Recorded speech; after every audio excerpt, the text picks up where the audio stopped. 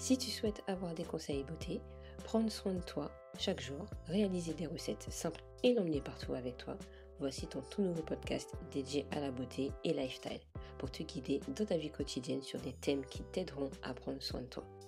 Moi, c'est Elodie, entrepreneuse beauté et esthéticienne. Bienvenue dans mon univers. Mon but est de t'aider à réveiller cette jolie personne qui est en toi et à y voir plus clair dans ces domaines qui est en grande expansion maintenant depuis quelques années. Installe-toi confortablement où que tu sois et c'est parti pour le nouvel épisode du jour.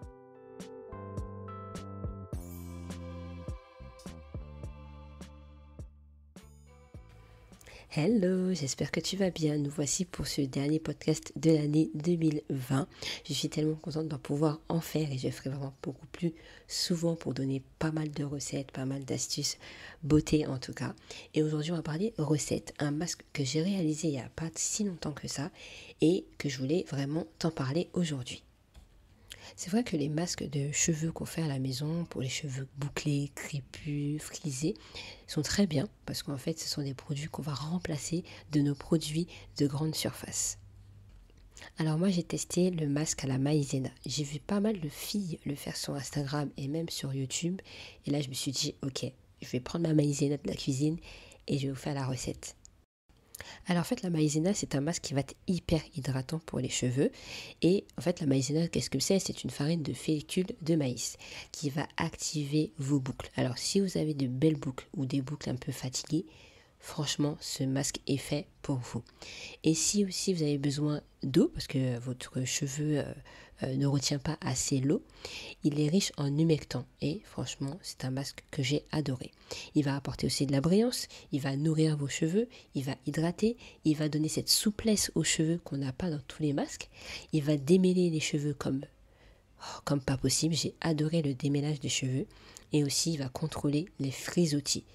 Je pense que c'est un masque assez complet pour pas mal de types de cheveux, surtout les bouclés. Cette recette, en fait, elle est idéale si tu cherches à donner un coup de fouet à tes boucles qui n'ont plus de forme. Je ne sais pas si tu as déjà vu tes boucles un petit peu raplapla ou peut-être lisses. Ce produit, ce masque que tu auras fait chez toi, te permettra de reprendre tes boucles comme elles sont au naturel. En plus, l'avantage, c'est que tes cheveux ils seront hyper doux après ce masque-là. Malgré ça, mes cheveux étaient tout de même bien étirés, ce qui m'a permis de couper mes pointes pendant que je faisais la pose du masque. Donc en fait, j'ai gagné du temps. Au lieu de le faire après, je l'ai fait pendant mon masque. Mais alors, qu'est-ce que c'est la fécule de maïs? En fait, c'est de l'amidon de maïs. Elle va se ginifier, épaissir les aliments et donner ce côté moelleux quand on fait les gâteaux. Je kiffe. Quand tu vas chauffer ta maïzena ou l'amidon de maïs, ça va devenir un gel. Alors si tu as les cheveux fins, tu seras ravi parce qu'en fait il va se créer un petit voile léger sur les cheveux. Il n'y a pas de corps gras grâce à ce masque de cheveux.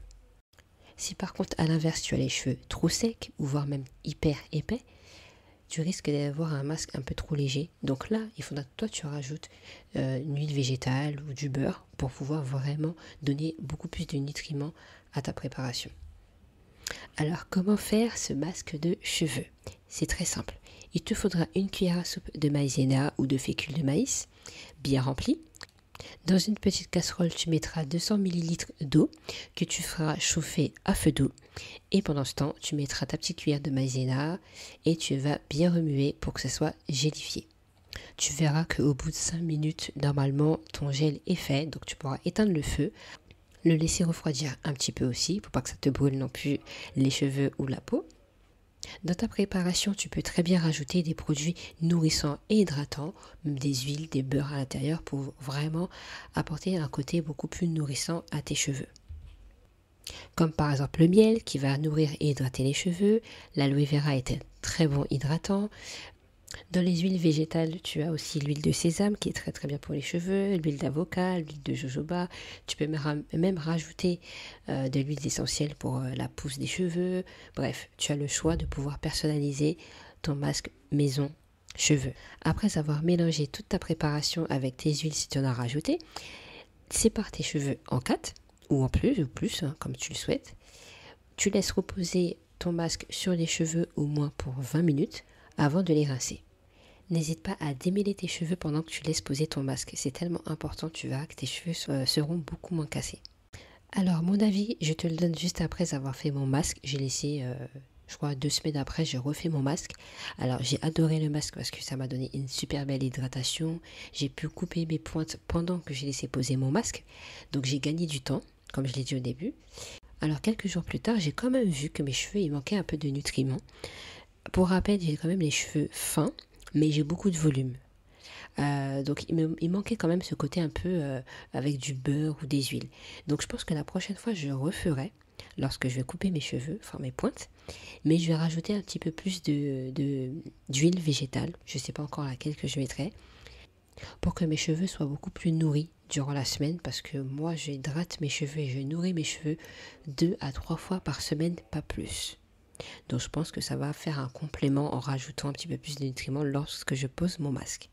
Pour cette recette, je t'ai mis en lien dans la barre de description les produits que tu pourrais avoir pour faire ce masque maison.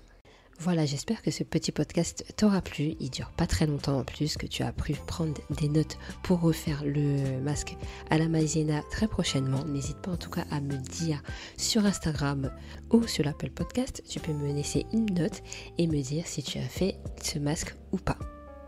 Bien sûr, tu pourras le réécouter et le partager avec tes amis qui ont peut-être besoin de rafraîchir ces boucles. Sur ce, je te fais de gros bisous et je te donne rendez-vous à l'année prochaine pour de nouveaux épisodes.